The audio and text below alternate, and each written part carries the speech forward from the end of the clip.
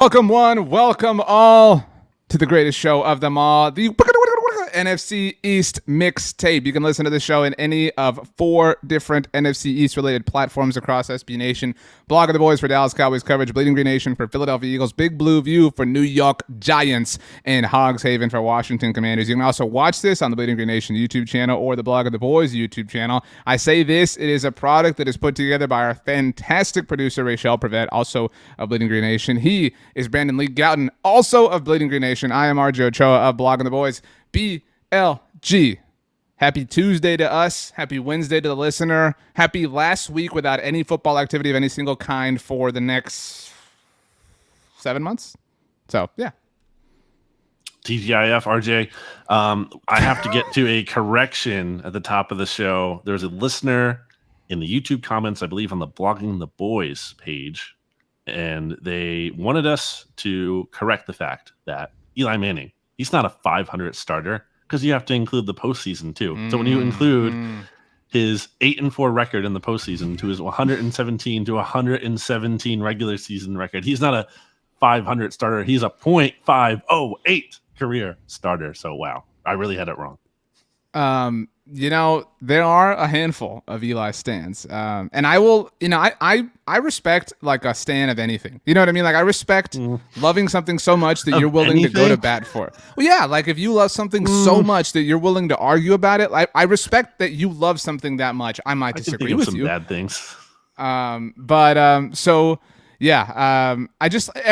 I don't know, man. Like everything about Eli annoys me. Like I've just reached that point. I know you're a big golf guy. The Open Championship was this past weekend, and it's a big golf tournament that happens every year, rotates locations. It was at the Old Course, which is the home of golf, big thing in the golf world, Brandon. And so it's like on a lot of people's bucket list to go there, experience it, whatever. And so when this tournament is there, it's like a big old ta-da. And I saw Peyton Manning posted a photo on his Instagram story. It was him and Eli. And I was like, man, that's so cool. Peyton's getting to like be there, experiences. Then I was like, but Eli's there. Like it just like irks at you. On this subject, I don't know if I've ever said this on the NFC East Mixtape. I tried to make a nickname for Peyton Manning catch on that never did. And I want to get your thoughts on it. Okay. People called him the Sheriff, right? Which I think was kind of dumb. Like that, wasn't that great of a nickname. Be a better name for a Cowboys player. Exactly. Thank you. I've long said, Brandon, that teams' rings of honor should be called something to do with their like mascot. Like the Broncos should be like the stable of honor. The Jets could be like the hangar of honor. You know what I'm saying? So I love where your head is at as we start this episode. But Peytonium, I wanted that to be his nickname so badly. Dude, that sounds cool. Neutron stuff right here. That sounds cool. I wanted to get your take on one last thing before we started. Today, we are going to put together our NFC East All-Stars from a special teams perspective.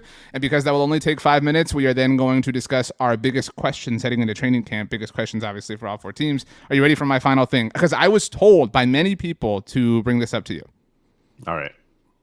So I'm going to make this a compliment for you. Uh-oh. You are really good at eating food. Like better than most people, if that makes sense. Like you're so willing to try things, willing to explore, willing to combine flavors and, pair them with drinks and things like that and understand, the chemistry of eating food. And I respect and admire that about you. I love you, Brandon. Anyway, so I will be the first to admit that as a child, I was a bit of a picky eater. And that's the case for a lot of children. I used to eat my hamburgers plain and dry. I was one of those, like I don't want my food touching sort of things. And I think that I decided at some point that cheesecake was gross. And then I forgot. I think I decided that and then forgot. Just because I was like, ew, cheese. I don't want cheese on my burgers. Cheese. You know what I mean? Again, I'm not like defending this, 5-year-old decision. The age of 5-year-old, not that it's actually a 5-year-old decision. And so last Friday, my wife and I, somebody gave us a cheesecake and we brought it into our home. We were watching some friends on the tube, having a good time. And she got up to get a piece and I said, looks kind of good. And there's an episode of Friends where Chandler and Rachel really love a cheesecake. And I always kind of thought like that looks kind of good in that episode. And so she was like, it is good. You should try it. She's, as my wife, she's like, quick, get over this stuff. Try different foods, whatever. So she's introduced me to, I wouldn't love Brussels sprouts if it weren't for my wife is one example. So I tried the cheesecake and holy crap. That's my bad. I'll take that L. I was missing out for a long time. I'm so glad you brought this up because I actually brought this up. So I heard this, I believe, this morning, Tuesday morning. I think you brought this up at the end of Monday Football Monday, if I'm not mistaken. Yeah, I did. At some point, yeah, and I listened to it. I listened to the first half like yesterday, and the second half today on Tuesdays we're recording, and I got so mad, so viscerally mad when I heard you hadn't had cheesecake in your entire life. You're older than me, which like I get so mad that I brought it up to Elizabeth and Holden, who are Paul's parents, who I saw this morning when I ran into them because they're big listeners of the mixtape as well. Because they were like, hey, what do you got going on today? And I'm like, well, I had to do the mixtape. And then it instantly clicked that I was like, I'm so mad that RJ said he had never had cheesecake. It's such a ridiculous thing to say and also to not do, to never have cheesecake in your life. And I'm glad you finally had it because it's good. What kind? Did you mention what kind? I didn't, and I got a lot of like, you got to try this, you got to try that. There were all sorts of like, and there was so many people who made that like they literally have a factory for like, there were, that joke was made a million times. It was strawberry cheesecake. Oh yeah. And there were like thin slices of strawberries on it, which were great. And so after the first couple of bites, I said, man, this is really good. I'm gonna eat like, because it was most of a cake that we were given, by a neighbor, and she was like, "No, you're not." She was like, "You'll see, like, kind of as you're done with that piece, like it's a little bit more filling than kind of meets the eye." And I do kind of think that I really liked it. Like, I'm not trying to at all imply or infer that it wasn't great, but the actual like cream cheese is it's a little bit.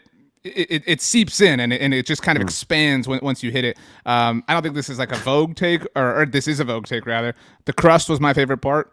But somebody recommended, I forgot what it was, to be honest, but they sent a link to me of like this, really popular cheesecake chain. I think you can like order them and they're going to be like delivered to your house wherever you live.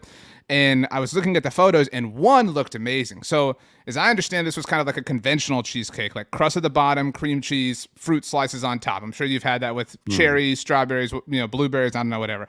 But this one looked really good, Brandon. It was like as if the cream cheese was in like a pocket of crust. Like the crust extended up and covered it on the top. That's what I want to try.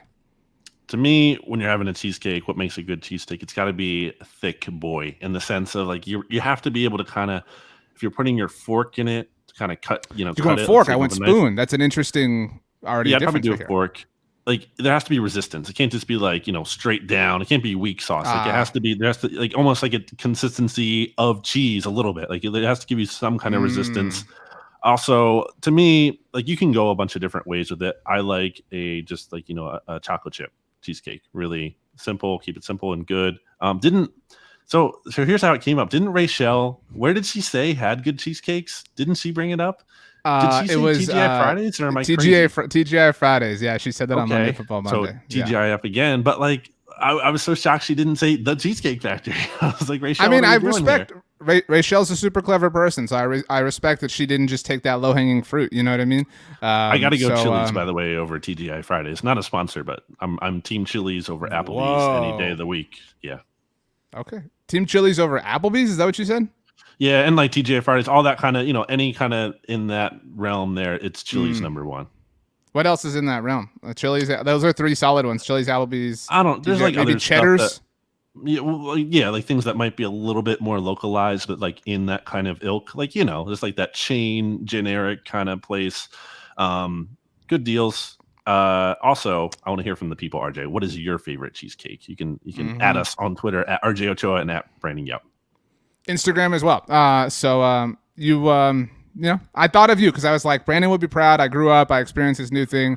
So I don't know what's next on my list. You know what? Actually, I will decree right now, I've never had pumpkin pie because I'm not like fond of the of pumpkin as a taste. They make pumpkin pie cheesecakes. This might upset you more. My like opinion on pumpkin is sort of based off of trying like pumpkin spice latte stuff.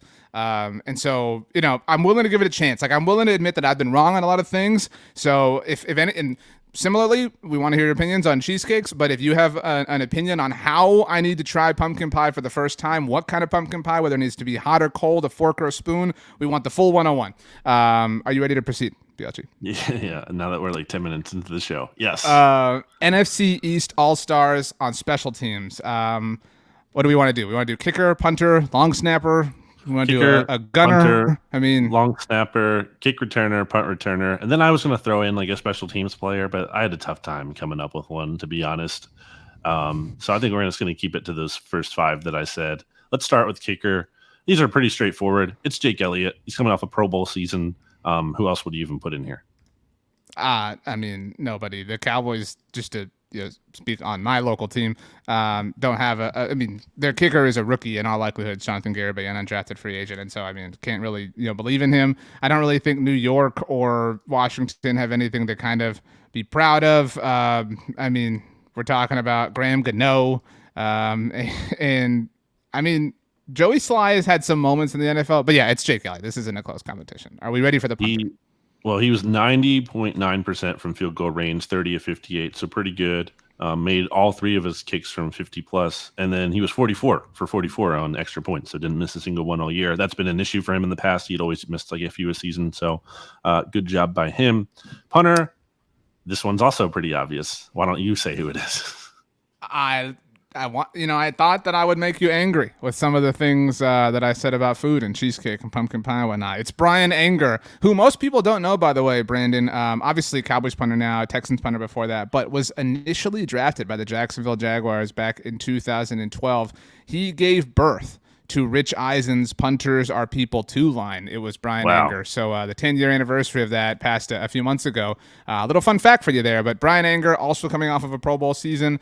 I maintain, obviously I can't prove this, but Cowboys special teams coordinator John Fossil would not have had Brian Anger on the roster if Johnny Hekker had been released. I know we talked about that in the training camp discussions we had a year ago.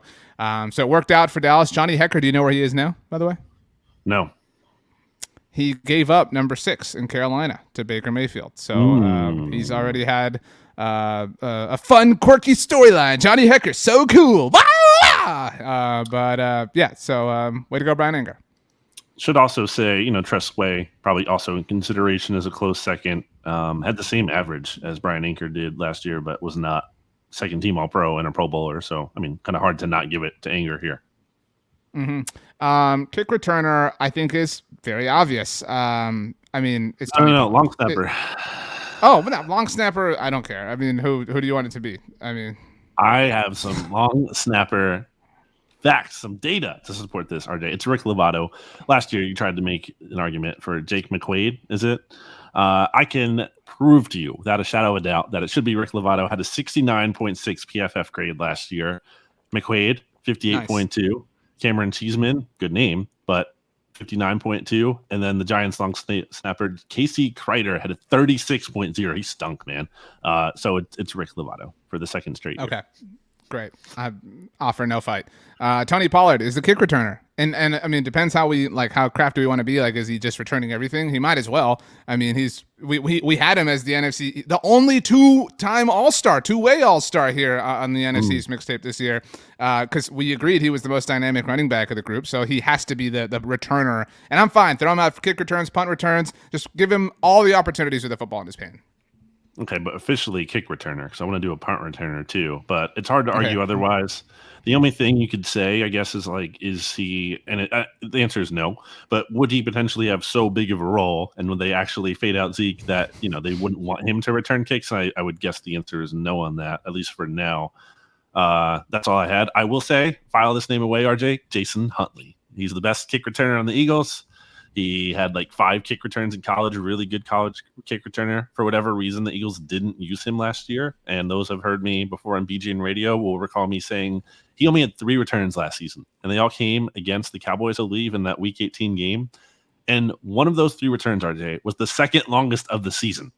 In his 3 opportunities, almost had the best return of the season. What were they doing? It was very. I said I have a tweet from back in September of well, I'm bummed the Eagles didn't keep Jason Huntley on the roster because he's clearly their best kick returner, and they didn't, and they really stunk in that regard. And it's not like kick returner makes a big difference in today's NFL. We're not in the era of remember Josh Cribbs, RJ. I feel like Josh Cribbs kind of gets forgotten. I think I was actually going to ask you about this, or kind of flip this question on you. Everybody remembers Devin Hester, obviously, he's and I'm somebody who believes put him in the Hall of Fame. You know what I mean? Obviously, sure. Josh Cribbs was Devin Hester light. But I was gonna ask you who had that role, the Josh Cribbs, Devin Hester sort of role for the Eagles. Has anyone in recent history had that role? Because there is an answer for the Cowboys. Well, it's going back a bit now, and most of his career came with Washington, so he kind of gets more remembered for that part of his career. But it's Brian Mitchell. Brian Mitchell is like a really good returner, and I would say him. The Cowboys answer, I don't know if you recall, is Dwayne Harris. He was just kind of a specialty returner. He had some like moments as a receiver, but Dwayne Harris just kind of had this like proclivity for pulling off these like, I vividly recall there was a Sunday night game against Washington. He took to the house, but always just kind of managed to kind of do the right thing, make the right decision. And I didn't want to forget, I think we have to shout it out. Tony Pollard did have a kickoff return for a touchdown last year, and it was on Thanksgiving Day against the Las Vegas Raiders, the game in which the Dallas Cowboys lost in super heartbreaking fashion. And the Raiders used to be the team that your guy was on after he left the Cowboys, Dwayne Harris. He initially left them for the New York Giants, though. Right. So there was a little bit of bad blood there. Okay, punt returner, not CeeDee Lamb. That's really all I care about. Like I'm like, right. Where do you fall? Where do you fall on this? By the way, like if this is this like a training camp question? Like, should Devontae Smith return punts? Like, are you somebody who's like, yeah, I want to see it, or are you like, absolutely not? It's not worth it. Well, to me, with Devontae specifically, it's like break glass in case of emergency kind of situation. Like you really need a spark. You're down like really big early in the game, let's say, or you're kind of Hail Mary mode, so to speak, at the end, and you need kind of like Deshaun Jackson to kind of pull a miracle out of his behind, like he did once. The miracle at the Meadowlands, part number 2. So yeah, I think situationally like that, I would like to see that. Because by the way, Devontae had like really good college return numbers. I think that's kind of an underrated part of his game, but they're clearly just not going to do that because of his offensive role, which is the same problem I think we have here with CeeDee. It's like it's hard to put him on there. Like, is he probably the best player right now? Yeah, but can we really put him on there, especially with Amari leaving? Mm-hmm. No, sorry, CeeDee, not making a cut here. So who is it then? As a punt returner, I have an answer. I mean, if we're cheating here, so these are the punters that our lads has listed, just so we're dealing in this. Alex Erickson for the Commanders. I think that's the answer. Well, so I loved him was it in Cincinnati? Yep, that's where he was for his first 5 seasons. I loved him in Cincinnati, and so I'm down. Let's do it. Let's get a commander in here. We haven't shown them a lot of love. Alex Erickson, congratulations. Here's your official NFC All-Stars jacket. He had 10.1 yards per return back in his last, active season, I would say, more so in Cincy last year with the Panthers. Still had 23 returns, dropped down to 8.9, which is still decent. So his career is 8.1. His worst years came earlier in his career. Since then, he's been better. Hasn't have a touchdown yet, and isn't like he's not like Darren Sproles or Dante Hall or someone truly electric back there. But he's like a guy who like knows how to get positive yards, and yeah, you'll take it. And like I think it gets underrated, and not to be the like, oh wow, he knows what he's doing, but like it feels like not every return man in both a kick and punt return situation fully knows the rules. You know what I mean? Like there always tends to be like an example every season of like somebody who just like understood something in a different way. And so back when he was on the Packers, or was it him? Yeah, I think it was him. Or who was the other guy? Finley? No. What's his name? 88. Ty Montgomery.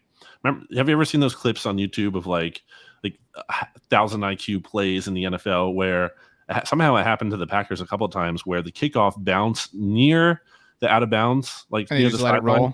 Well, no, he let it onto the ground, but instead of so it's in play. But what he would do is he would lay down so his legs would be touching out of bounds, and then touch it, because then by the rule, if you are out of bounds and you touch the ball is also out of bounds. So that's like a really smart thing to do. Yeah, it's really smart. That's really cool. And so then the kick return is at like the 40, right? Like you start at the 40 instead of the 20 or where else. Correct. It's the 25 now. 25, right. Yeah, so it's a big deal. That feels like one of those rules we forgot happened. You know what I mean? Like, it's just like, whatever. But, okay. Gunner, CJ Goodwin, that's like his thing. That's like his one job in Dallas. I don't know. Yeah. I mean, so you agree. Opinion. CJ Goodwin, glad we agree. Universal agreement right here. Cool. I just said no opinion. I didn't say I agree. Okay, so CJ Goodwin it is. So our kicker is Jake Elliott. Punter, Brian Anger. I forgot who our long snapper is. Rick Lovato. Kickoff return man, Tony Pollard. Punt returner, Alex Erickson. And gunner, CJ Goodwin. Congratulations. That concludes the 2022 NFC East All-Stars. Wow. Along the subject of the All-Stars, I have a question before we get into biggest questions heading into training camp, if you'll allow me. Sure. Have you ever been to an all-star event, like a pro sports event? No. Like anything? What do you think would be the most and least interesting? And you can answer anything. So like for the NFL, it's really only the Pro Bowl. You can't be like, oh, I missed back in the day when they had the like awesome things. Like, yeah, we all miss that. Like that would be great, but that's not a real thing. You can say All-Star Saturday Night in the NBA. I have been to that. So you could see the dunk contest, 3-point contest, etc. The All-Star game, you could say the home run derby, which we just had. And tonight, Tuesday night, the night we're recording, is the MLB All-Star game. So what would be the coolest experience? What would be the least cool experience? I don't know. I've never really thought about this, RJ. Probably, I think the NBA All-Star game, I think probably would be the coolest to go to. That's my answer. And the least cool? You have to least answer both. Cool. Probably NHL. I agree. I don't think the Pro Bowl would be that cool. Yeah, that is true. I think I watched some of it this year. Not the whole thing, but I like turned it on to see some of it. And yeah, there's really nothing you can do. Everyone's like, oh, how do you fix the Pro Bowl? You can't do anything. It can't be saved. It's just, you have to do something that isn't the Pro Bowl. And even then, do people really care? No. I think the home run derby would be kind of fun, but it would get kind of old. Derby's good. It would get kind of old. Yeah, it's not great. It's kind of cool. Yeah. So yeah. All right. Cool. All right. We're gonna take a very quick break to hear a word from our sponsor, and then we're going to ask the biggest questions heading into training camp. Brandon, welcome back from the break. You ate a whole cheesecake, you said, throughout the break. The YouTube audience even saw it. Do you feel full? I feel content. I'm not stuffed. I just feel good. What's the biggest whole thing you've ever eaten? Like maybe it's like a whole pizza. Like you know. I mean, this is a really easy answer. So there's really kind of two answers to this. One is 2 entire pizzas one time, and the other time was 36 inches of hoagie, and both times really full, but both times also really good. Okay, that's a lot, RJ. You're not reacting properly. Would you put hot sauce on the pizza? Yeah, of course. Oh. Why not? What are you talking about? I don't know. That's a normal thing. And what kind? It depends. I like hang sauce a lot, but hard to go wrong with the Crystal. Crystal is a good one. Would you put Cholula on a pizza? I had Cholula one time. Maybe I need to try it again, but I wasn't a fan. Gotta retry it. You mean like in general? You've only had Cholula one time? I think so. Yeah. Wow. You gotta be careful though, because it's a glass bottle. And so, like, as you're getting it out of the fridge, if it's a tile situation, you drop it, it's a big mess. So, wow, did you do that?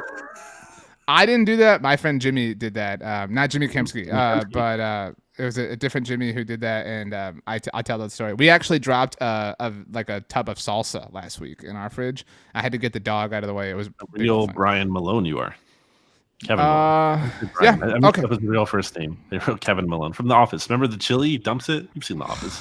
I hate certain things that like have become over. Like anytime anyone makes a mess of anything, like whatever social company it is, like uses that. It's like, okay, we get it.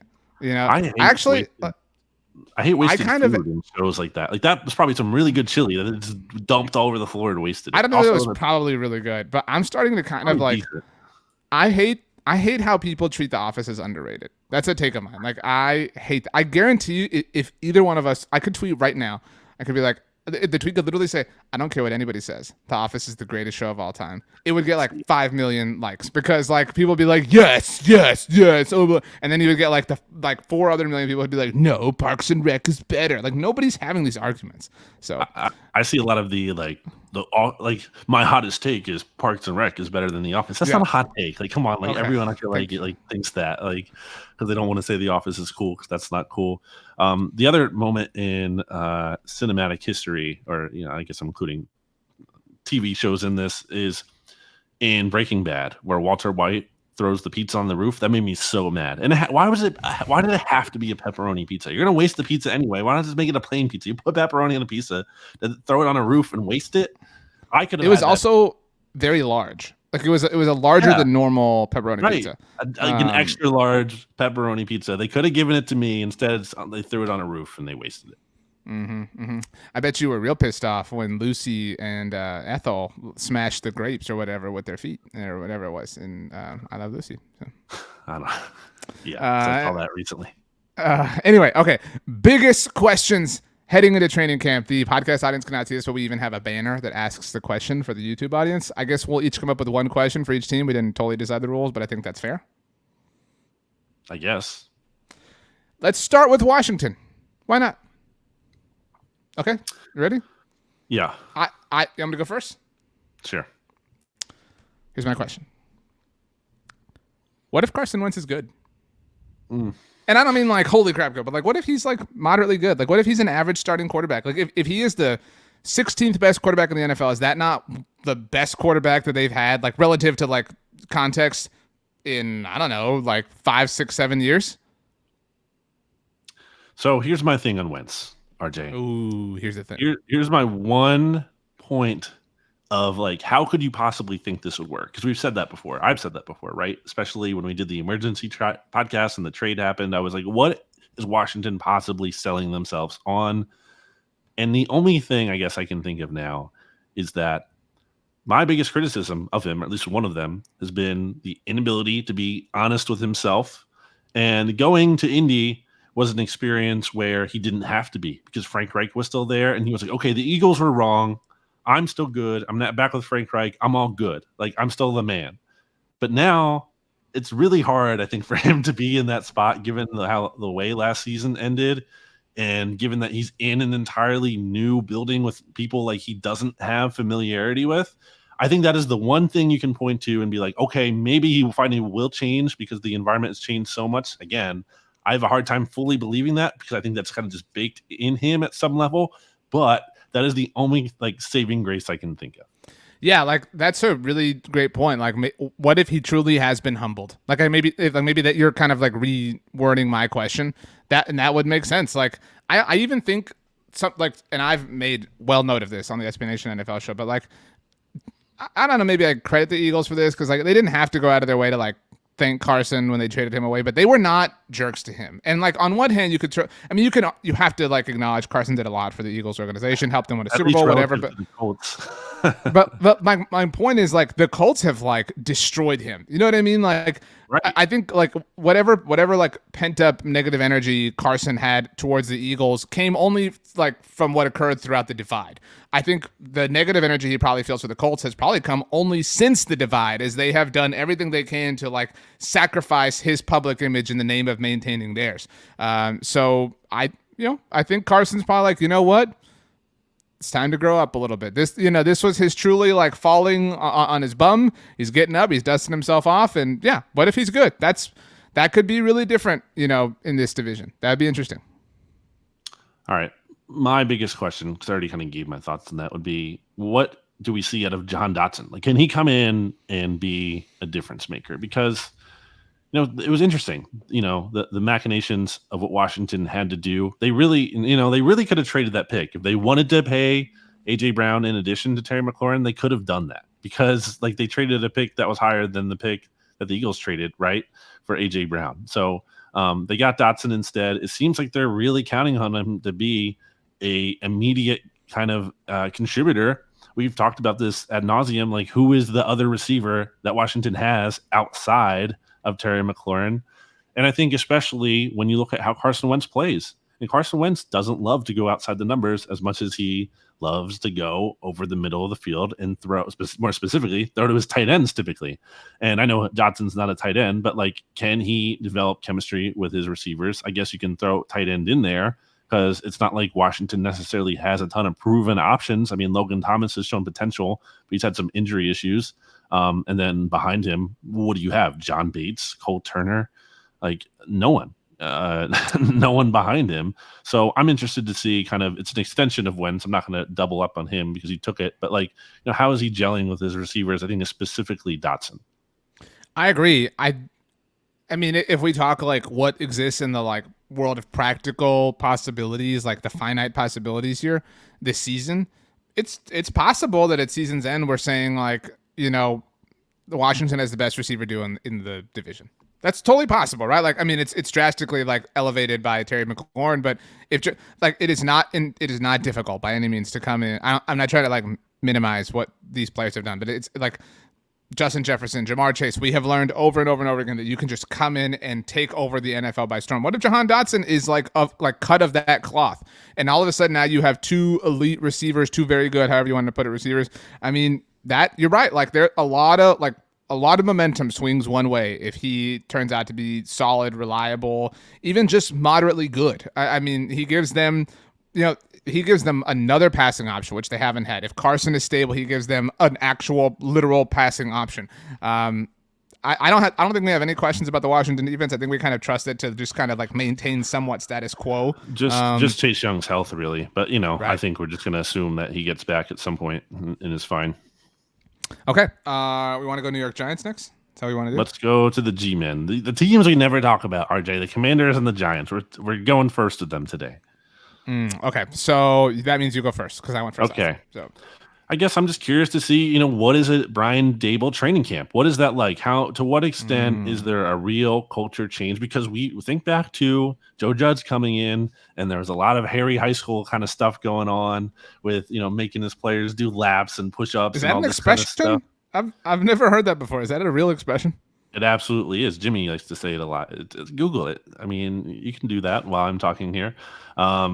Yeah, I think it'll be very interesting. Now, I fully expect not to see stuff like that, but I'm interested to see what it does look like. And I'm sure we're going to get a ton of puff pieces like Brian Daboll. I think you talked about it on Monday Football Monday, like he's going to do something where he's like really hands-on. Everyone's like, oh my gosh, this is totally different because people eat that stuff up. But I am curious to see, what does a Brian Daboll training camp look like? Are guys buying in, especially for a team that doesn't have these super high expectations? It's like, okay, can we lay a foundation here? Can we get a buy-in?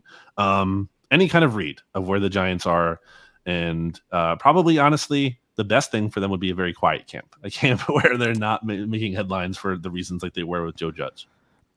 So that's a really good question. I do think we will get the the New York Post something article like these aren't Joe Judge's practices anymore, or like there will be some like very, very clear and obvious, like there won't be a single fight. Remember when Joe Judge's teams were like brawling with each other? It will be something like that. Like we'll get some like New York writer that's like, wow, I haven't seen a fight. Are we sure this is a Giants practice? Something like that. So I think that's a really good answer, or a really good question rather. My biggest question surrounding the New York Giants entering training camp really is Kayvon Thibodeau. Like that's just my question. Like what is he like? Is he like, I don't like putting a ton of stock into like leadership unless it's like an extremely rare and exceptional leader, like say Dak Prescott, obviously. But this team is kind of void of that. Like I know Saquon's like the face of the Giants, but is he really like the leader? So do you listen to the Around the NFL podcast by chance? We've never talked about this, but okay, so but obviously a super mega popular NFL podcast. The gentlemen from NFL Media, they do a great job, obviously hustling and moving and grinding. So did you see the heat that Kayvon Thibodeau caught from his appearance on this show? I meant to bring this up on the mixtape. So Kayvon Thibodeau was on the Around the NFL podcast in the lead up to the draft. Just kind of like, hey, and one of the hosts, Stan Hansis, is a Jets fan. So like, hey, maybe you might end up a Jet, whatever, blah, blah. Oh. And he was super funny and charming and witty and clever, like 10 out of 10 sort of appearance. But again, it's the lead up to the draft. Like all these guys tend to kind of like crush those sort of things. So he's on, right after being drafted. Okay, like not the same thing. Super pumped. I'm a Giant now, whatever. Like, oh, I got to get an apartment in New Jersey, blah, blah, blah, whatever. He was on after that. And one of the other hosts, Mark Sessler, is a little bit more eclectic, a little bit more of a unique thinker. And that's what makes the podcast great. And they had some like funny questions for Kayvon Thibodeau, like very clearly just having a good time. You know what I mean? Like not taking anything seriously. And he was kind of like terse. He was kind of, not into it, not really kind of, willing to tick for tack, not willing to kind of ping and pong. And it was really obvious. And is that a phrase? What? Ping and pong? Tick and tack? Those are phrases. And it just was kind of a bad look for him, I thought. Not willing to, like, he just kind of seemed like not fun. And maybe I'm reading too much into it, but which guy is he? Because like my point is like in the, I don't know, 50-day span that he was on that show 3 different times, we saw 3 different versions, or we heard rather 3 different versions of Kayvon Thibodeau. So who is he? Who is this guy? Like who? Because Saquon may be the face, but I think Kayvon Thibodeau is the front man for the New York Giants. And so what does this culture look like that he is kind of the bedrock for as they start to rebuild what they hope is obviously a legitimate football team? Yeah, and in fairness to him, maybe he's having a bad day. I don't know. Sure, yeah. I mean, anything's possible. I'm just, like... Yeah, I just want to include that in there just to be fair to him, the objective, fair journalist that we are. But I've said, about Thibodeau before. I think it's definitely going to be an interesting player to watch. I almost think he is primed to disappoint based on how he, he's coming in with these big expectations. Okay, the Giants kind of got a steal or whatever at number 5. They gotten him when he could have been the number 1 overall pick. And I just think people are kind of expecting really big things from a guy who didn't have the biggest. RJ is messaging me on Slack is during the podcast, and yes, okay. So you've seen my message. I'll be right back. Yes, yeah. RJ has to go take care of something real quick, so I'm just gonna. I will vamp while he is gone. He will be back shortly. So with Thibodeau, I've said it before. I'll say it again. I just think that when you see these red flags pop up, like they did with him, a lot of people want to be like, well, actually, that's just other NFL GMs just making stuff up about him to try to push him down the draft board so they can get him. And again, there's probably some of that isn't untrue. At the same time, I think one would be remiss just to ignore all of those red flags because there probably is some truth in them. And I think it's going to be very interesting to monitor if he can live up to that pressure as the kind of this face of this new Giants era that he is, in addition to Dable and Daniel Jones if he lasts, but very much TBD there. So, I think it's going to be interesting to see Thibodeau, what you get out of him early in training camp. RJ, as you were gone, I was just talking about how, my whole thing with Thibodeau in summation has been, you can't just push all those red flags aside and say they're totally BS. They're coming from nowhere. Like, no, there could be something to them. Let's monitor that. It's something you file away for later.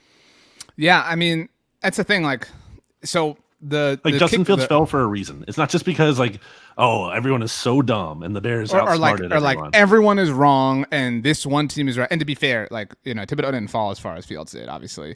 Incidentally, Fields was taken with the pick that initially belonged to the New York Giants. But yeah, I mean, the Around the NFL has a subreddit that fans of the show listen to, and that's where I really saw the majority of flack for Thibodeau. And there were some people who were like, hey, because there were some arguable, debatable questions that he should or shouldn't have been asked. But again, they kind of fit the theme of the show, and it's kind of like, well, if this is your 3rd appearance on the show, you should know the tenor of it by now. So again, I think it's an interesting argument and debate to have. And so if anyone is an Around the NFL fan, I'm certainly interested to hear what your thoughts were on his appearances. But it just was interesting. I mean, I haven't really seen a player kind of get feedback like that for an appearance somewhere. Generally, it's kind of like you look at Tyreek Hill and the comments he makes on his podcast. It's one-sided, one sort of way, and everything is kind of cut from that.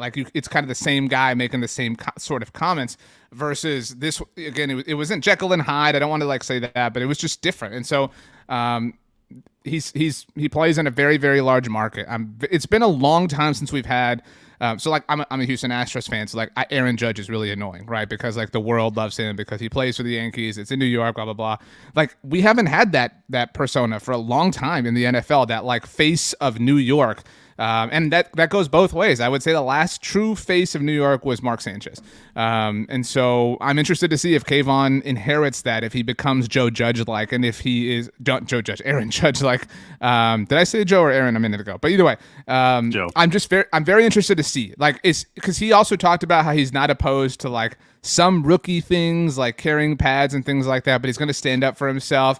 And we've seen those stories blow up too. I remember Des Bryant wouldn't do rookie things, and so I'm very, very interested to watch how that all unfolds. What you're telling me about this podcast appearance reminds me a little bit of an interview. I can't remember when exactly it was in his career, but Ben Simmons, as Bear chimes in, did this interview with Mark Zumoff, who used to be the Sixers play-by-play guy, and everyone loves Mark Zumoff, super affable. You can't say a bad word about the guy, but he went on his podcast, and I don't think it got as much attention because like this was a new podcast. I don't know how many people were really listening to it, but I remember listening to it because I love Zoom Off. And Ben Simmons was so like hostile towards him, and it wasn't even like Zoom Off was grilling him by any means. He couldn't. He's their play-by-play guy. He can only go so far. And it was just like Ben Simmons was giving him nothing to work with. And I think it was after the disappointing playoff series as a rookie when the Sixers lost to the Celtics, and like Simmons was terrible in that series. And so I was already kind of out on him as a player. And I saw this too. And I'm like, this is just not the makeup of like star player, face of the franchise, like guy you really want to root for. So I don't think that's irrelevant. It doesn't mean everything, but it's not just like a total non sequitur.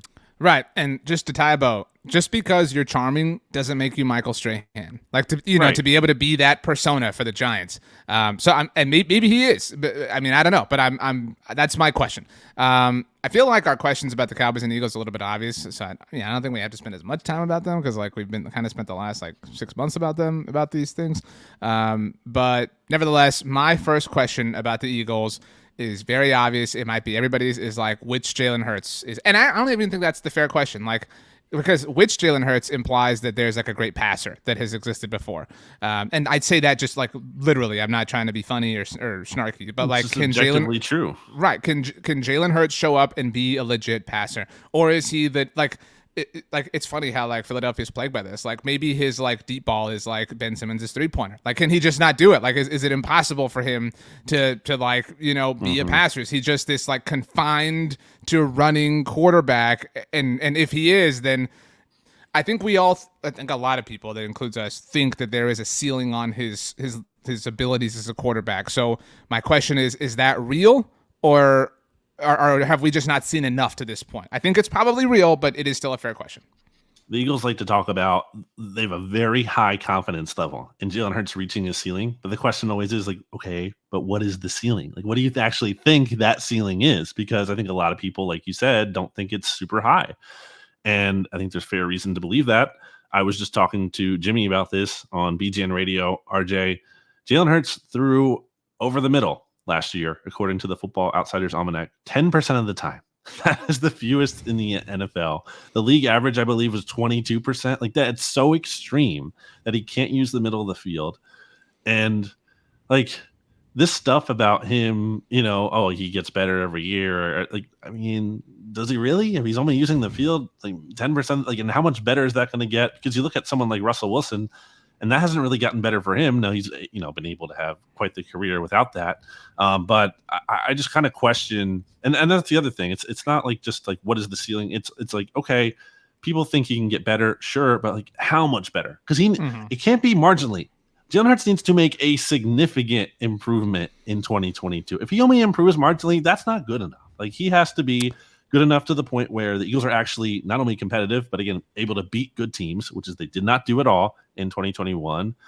And like, I just think of, Joe Burrow and Justin Herbert, and I'll even put Lamar in there, and, Brady, whatever, Rodgers, all the top quarterbacks, Dak, like Hurts is not in that level. He just clearly isn't right now. It doesn't mean he can't get there, but like, you can't just be ride or die with this kind of, 12th best quarterback at best, or like, he has to be legit good. And I'm just worried that people are kind of willing to settle for less. That's a whole nother topic, but I just feel like people lie to themselves and be like, well, we don't need a good quarterback. We don't need an elite quarterback. We can win without that. It's like, well, you'll probably only believe that because you don't have an elite quarterback. But yeah, that's my concern. He's Jimmy Garoppolo. That it never happened for that's what he's facing. Like he's like Jimmy never became, a third Jimmy, shout out by the way here. Never became like an elite passer. Like he had qualities, people maintain that he has them. I'm not saying like their play style similar, but like there was a clear and obvious ceiling that he it's never like opposite broke. Really. Like Jimmy only passes over the middle of the field. Right. But you get my point. Like that's like they have a very clear and obvious limit to their potential. And we're about to either like further define that or he's going to break through it. By the way, you brought up Russell. You didn't respond when you brought up Slack a little while ago. Did you see the thing I slacked you on Monday about Russell? I don't know if I did. Probably not. He released a hype video. Russell did. Big shock here. And in it, the videos. Maybe I forgot to. Let me just describe it to you because this is actually even better. So he released a hype video. It's him like, working out, whatever this and that. He's wearing his like Broncos country let's ride gear. And he has these like awesome cleats. I'm sure there's like a cool name for them. It's not my thing. But so there's like a specific zoom in on the back right of the back of the right cleat, and there's a Lombardi trophy like sewn on, like in threading, and next to it is the words, or it's actually fourth, like the number 4th, fourth coming soon. ... The Denver Broncos have 3 Super Bowl titles in franchise history. So, it's just I'm a big believer in manifesting and envisioning things, and I'm all about that first foot forward. And I don't know about you guys. I know marching bands. They teach my cousin told me in marching band you learn to take your first step with the left foot, but for me it's the right foot, because I want to get off on the right start, and so I put that on my right cleat so I can envision it every single day. Right foot forward. Fourth coming soon. I know I've only won one, but it could be my second, and the franchise is fourth, and that's why that's why we're here. I love this game, and I'm just so privileged to get to do this, and so and after the fourth, we'll be chasing the fifth, and I'm not trying to be LeBron James out here and counting, because I know that the stories you guys will write, but that's what we're here to do in 2022. Broncos and the Seahawks never been in the NFC East, but somehow Russell Wilson comes up more than any other player, probably, maybe, and even in the division on this podcast. So there we go. Your biggest question about the Eagles? I guess, since you took the Hurts thing, which is obvious, and I do think it's very important how he performs in training camp. You can't just be like, well, it doesn't matter. We got to see how he looks in the games. It doesn't only matter how he performs in training camp, but how he does perform is totally set table setting for the season. My other biggest question, I guess if I'll flip it, there's really 2 big concerns with the Eagles, RJ. It's Jalen Hurts and it's Jonathan Gannon, because just like I talk about the Eagles not beating a good team in 2021, which had a lot to do, I think, with the quarterback at some level, and also to do with the defense, because the defense got absolutely destroyed anytime they played a quarterback who wasn't Taylor Heineke or Zach Wilson or freaking Garrett Gilbert or who's the Trevor Siemian. So, you can only glean so much from training camp practices, but there's more talent on this team defensively. There is thought that Jonathan Gannon is going to show more 3-4 looks, especially with the Hassan Reddick edition, and then adding Jordan Davis in there too. So will we see that in practice? Will we be seeing different looks schematically? Will we see the defense, making plays, having a good camp? Again, I think I would argue they're at a disadvantage when you can't actually rush the passer or press and things like that, especially against a mobile quarterback in practice. But basically, are we seeing more of the defense? And are we getting a good feeling about it going into the season? I guess is what I would say. I mean, big influx of talent. Right. I mean, and that's another question is is Jordan Davis going to be the draft god that a lot of people thought he was? And I mean, I don't think it's fair to expect a ton from him as a rookie, but still, does James Bradbury make a difference? Does Darius Slay, continue his rise in an Eagles uniform?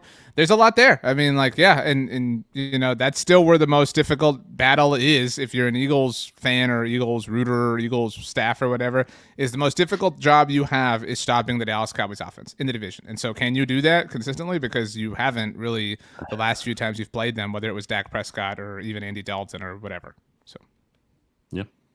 What's your biggest question about the Cowboys? Well, no, I went first with Washington, and you went second, and you went first with New York, and then I went second, and then I went first. We're kind of snaking here. So you've got to snake back, and you go first for the Cowboys. Well, I was asking you to buy time, but I guess I'll buy time and say that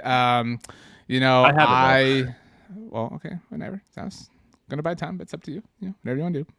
I'm gonna stick with it. I was gonna think if I could think of something else, but does the bad vibe offseason continue in the training camp? Do we continue to see evidence of things are not pointing in the right direction heading into the regular season? That could be a number of different things. Could be players, I don't know, getting into fights often, or arrested, or a bunch of injuries piling up, or McCarthy has some embarrassing moment, or there could be a lot of different ways that goes. I don't know what I'm envisioning specifically.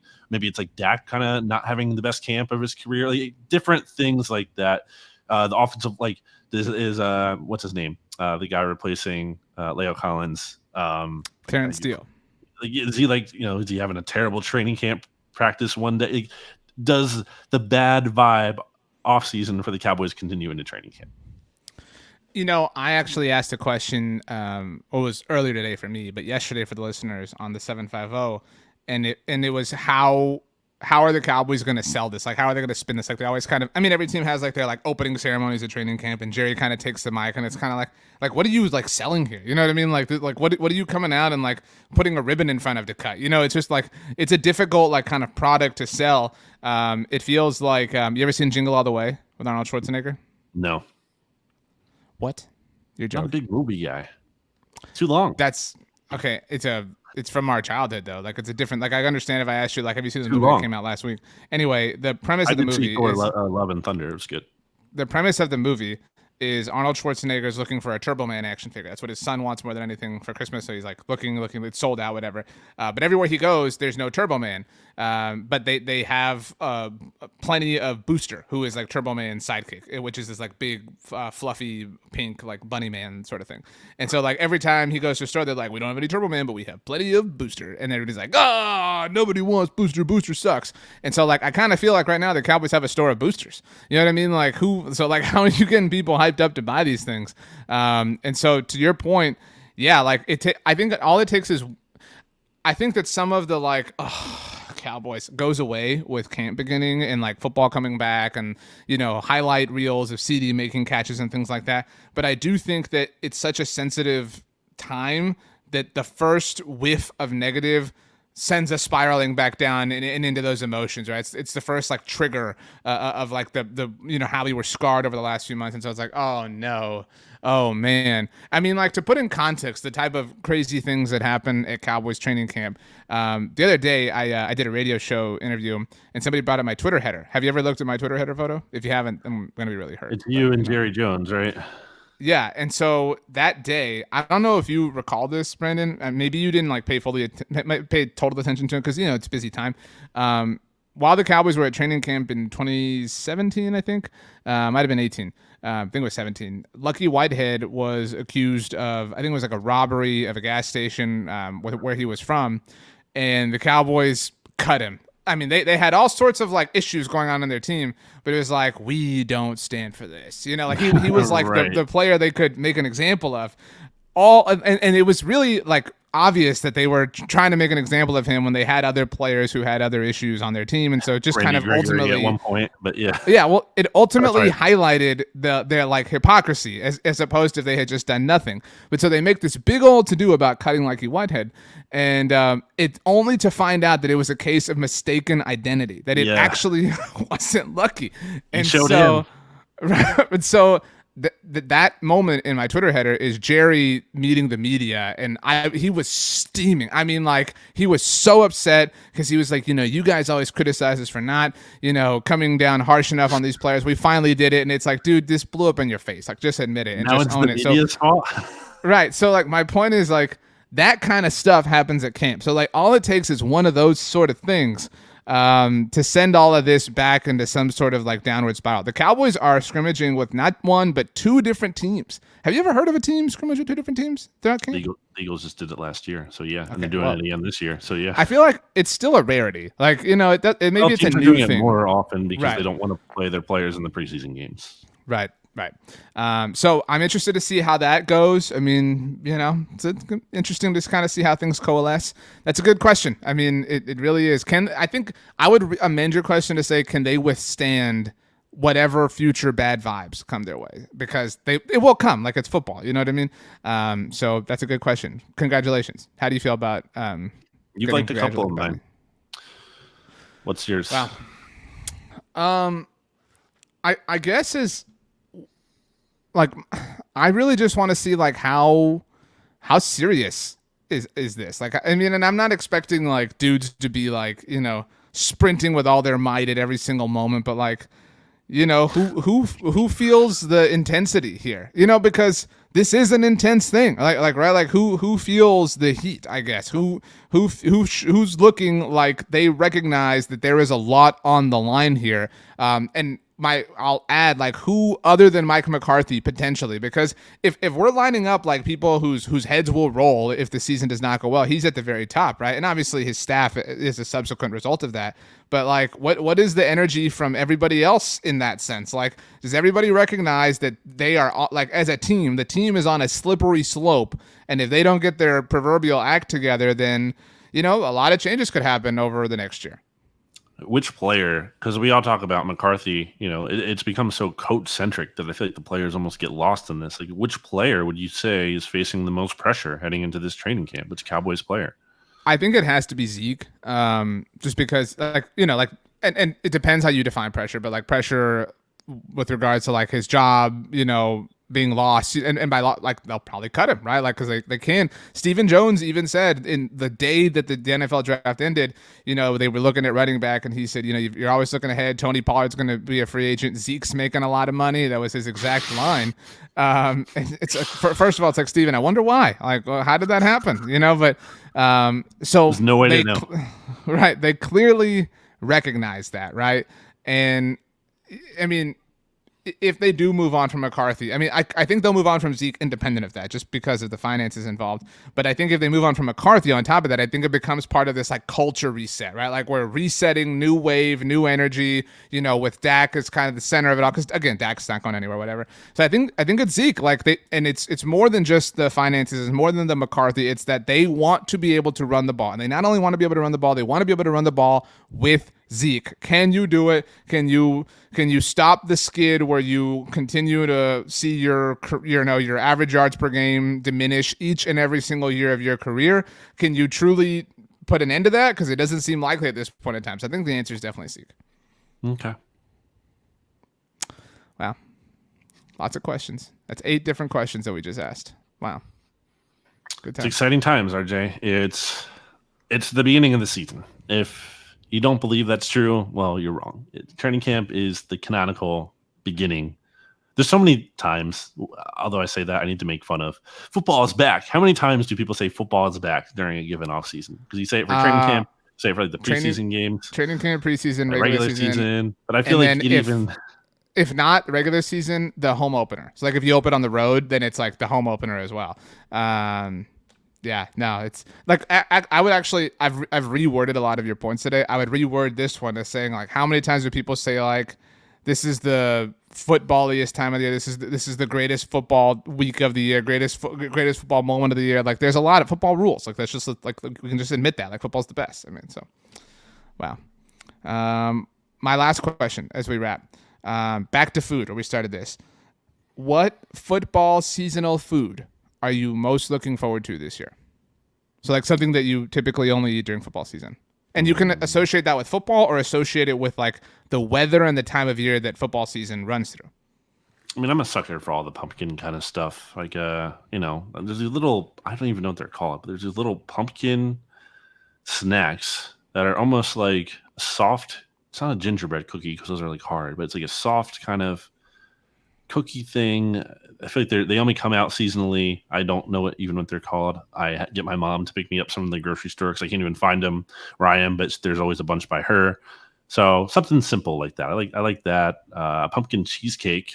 Again, I said that earlier in the show. You could try one of those maybe as your gateway to pumpkin pie proper. I think Trader Joe's has those. A lot of good finds at Trader Joe's. What about you? I'm looking forward to a good bowl of chili. Do you know what I mean? Like but it's got to be like that's. I'm still a while from that. Like, cause I like it to be cold outside, like not just cool. You know what I mean? I'm gonna take that back. Looking forward to butternut squash. Just however you want to incorporate it into your meal. Butternut squash soup. You know what I'd like to? You know what I've never had that I think would be really good? I've never had onion soup, and I want to eat it. I want to hollow out French onion soup. Well, so I want to eat onion soup, but I want to hollow out an onion and like another that isn't used in the soup, and then put the soup in the hollowed out onion. An onion ball. Have you ever had that? Like, doesn't that sound like it would be with awesome? An onion? No, I haven't had that. No one has ever had that. It's not a real thing. How is that not a real thing? That has to be a real thing. Like, you put it, maybe this is what I'm envisioning. You put the onions, the hollowed out onions, in like a cookie tin, and you pour the soup in, and then you sprinkle some cheese on there. You bake it for like 5 minutes, get the cheese nice and crusty on top of it. Firm up French the onions onion soup now. Dude, this sounds awesome. I just invented something. I mean, that sounds really great. So I'm the guy who doesn't basically know what soups are, at least certain kinds, who says gazpacho all the time when he means jambalaya. I'm not a big soup fan, like, honestly. You shouldn't be. You're from Texas. You don't need soup down there. It's too warm. The episode of Seinfeld, the soup one or whatever, like, they eat so many soups soup in that episode. Well, they eat so many soups in that episode. They're like, I would never try. Like, I love chicken tortilla soup. That's about it. Chicken noodle, potato, broccoli cheddar, Best soup onion, is though. like I mean, you have to try French onion soup, but you seem to not know because you haven't commented on me saying it one time. I don't think I've had it. Yeah, see, that's why I know you're avoiding it. Love a baked potato soup. So good. So like I like a creamy kind of soup more than like a brothy, like thin, like let's just say a traditional chicken noodle. I mean, that's nice when you're sick, and that's like a nice little thing to have. But if you're not, I need something creamy. Give me a baked potato soup. Wawa, actually, RJ has a really good baked potato soup. I have eaten like a family size one of those things, huge, one time just for Thanksgiving. Did a Wawa Thanksgiving one year, and it was a great. You time. did it the night before we did Friday Football Friday. That's what you said. That yeah, it was like so. It was during COVID, or like I think that was 2020. Yep. So it was a great time. Would you do a sweet potato soup? I'm not the biggest sweet potato guy, but I would try it. I'd give it a try. You know, I think if I were, this is my last thing and then we'll get out of here. If I was a potato, I would hate sweet potatoes because I would be like, why do you get to be named sweet potato? You know, like, why can't you be something else? Like, the implication is that I'm not sweet. You know, like, I have sweet qualities and sweet tendencies. Like, you know, why do I just have to be a potato? Like, why is there not like a characteristic about my taste involved in my name? Like that, I would feel really, really hindered and limited if I was a potato. You got to give me regular fries though over sweet potato fries. Sweet potato fries, I don't think are trash, but like if you just say fries and you don't specify sweet potato fries, and I'm expecting regular fries, and you give me sweet potato fries, that's devastating. You can't have that happen. You have to be upfront about it. I agree. I like sweet potato fries if I'm using like a sourdough bun, you know, because then the meal is like somewhat sweet inherently. So, yeah. All right. Shout out to cheesecake, sweet potato soup, onion soup, onions in general, Alex Erickson, and BLG for carrying the show by himself when I ran to the restroom real quick. I've had a lot of coffee today, if that isn't obvious. So, Brandon, the last 8 words belong to you because we had 8 questions. Ready, set, go. Well, RJ, I think it's only right that we end this in dramatic fashion. New voice. Wow.